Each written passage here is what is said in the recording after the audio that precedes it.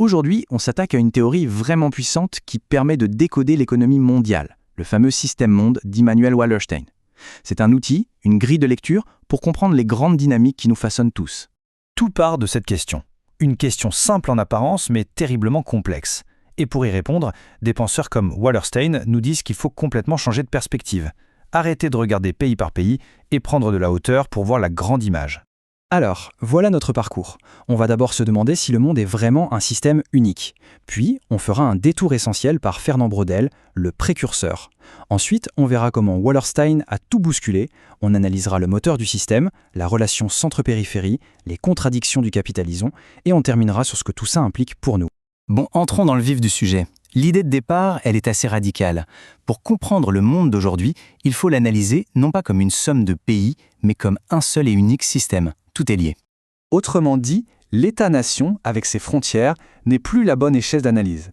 La véritable entité qui compte, celle qui organise le jeu, c'est ce que Wallerstein appelle le système monde. Et ne sort pas cette idée de nulle part. Il s'inspire de son maître, Fernand Braudel.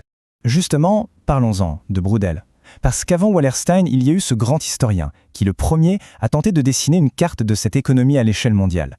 Pour bien piger l'apport de Wallerstein, il faut d'abord comprendre d'où il part. Alors, l'économie monde de Braudel, c'est quoi? Imaginez une immense zone géographique qui fonctionne de manière autonome. Au cœur de cette zone, il y a un centre, une ville ou une région hyper puissante qui donne le là. Et plus on s'éloigne de ce centre, plus on tombe dans des zones dépendantes, les périphéries. C'est une véritable géographie du pouvoir économique. Et ça, ce n'est pas juste une théorie abstraite. Braudel le montre très concrètement. Il dit lui-même que la vie est chère au centre, alors qu'à la périphérie, le rythme est plus lent, la vie moins chère. La place qu'on occupe dans ce système a un impact direct sur le quotidien. Et là, attention, c'est un point absolument crucial chez Braudel. Pour lui, l'économie de marché, les échanges, tout ça, ça existe depuis la nuit des temps.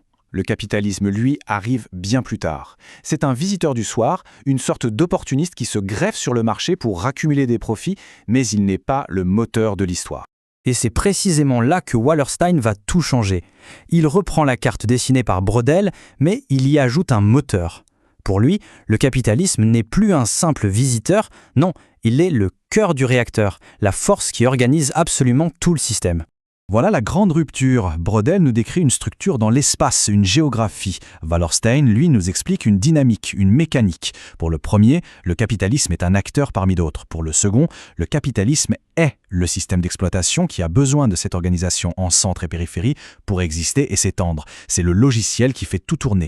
Du coup, le système monde de Wallerstein, ce n'est pas juste une carte. C'est un ensemble complexe d'institutions, les États, les entreprises et même les ménages. Mais le point fondamental, c'est que les règles du jeu ne sont pas neutres, pas du tout. Elles sont le résultat de luttes, de conflits permanents, de rapports de force complètement déséquilibrés. C'est un système en tension constante. D'accord, mais alors, qu'est-ce qui fait tourner cette machine? Comment cette inégalité entre un centre et une périphérie se crée et se maintient? Wallerstein a une réponse très claire à ça. Le voilà, le concept clé, la division internationale du travail, ou DIT. C'est ça, le vrai moteur. Ce n'est pas tant ce qu'on échange, mais comment le travail est réparti à l'échelle de la planète. Ce tableau résume parfaitement la mécanique. Le centre se garde les tâches nobles, si on veut, le travail qualifié, la recherche, le design, le marketing, bref, là où il y a une forte valeur ajoutée et des salaires élevés.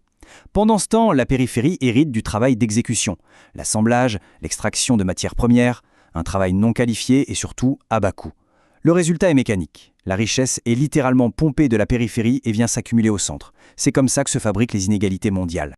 Mais là où l'analyse de Wallerstein devient encore plus fine, c'est quand il montre que ce système capitaliste est miné de l'intérieur par une contradiction fondamentale. Un paradoxe qui le rend à la fois dynamique et instable. Suivons la logique, elle est implacable.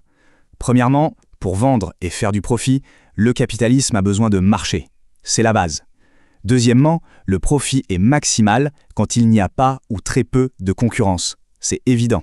Donc troisièmement, la tendance naturelle de tout capitaliste, c'est de chercher à créer une situation de monopole. Mais, et c'est là tout le paradoxe, en faisant ça, il détruit la concurrence, qui est le principe même du marché. En quelque sorte, le capitalisme scie la branche sur laquelle il est assis.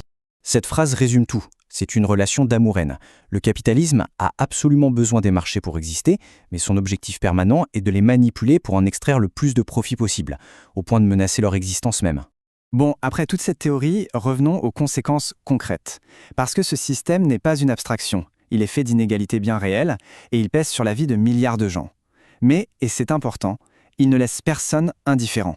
Pour mettre un nom sur celles et ceux qui sont tout en bas de cette échelle mondiale, on parle de subalternes.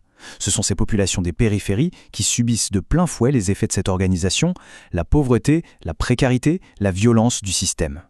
Mais il ne faut surtout pas avoir une vision fataliste. Oui, le système produit de la domination. C'est un fait.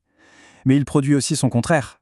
Là où il y a du pouvoir, il y a de la résistance. Ces inégalités créent aussi des prises de conscience, des luttes, de la créativité pour essayer de changer les choses. Et on arrive à la conclusion logique de toute cette analyse. Si le système est conçu pour que le centre s'enrichisse, ce n'est pas de lui que viendra le changement.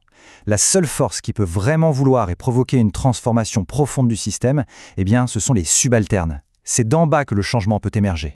Voilà l'héritage immense que nous laisse Wallerstein, une grille de lecture qui nous force à voir le monde comme un système unique, dont le moteur est la production d'inégalités, non pas par accident, mais par nature. Comprendre ça, c'est une première étape. Mais la question essentielle, celle qui reste en suspens, c'est celle-ci. Ce système monde peut-il être transformé ?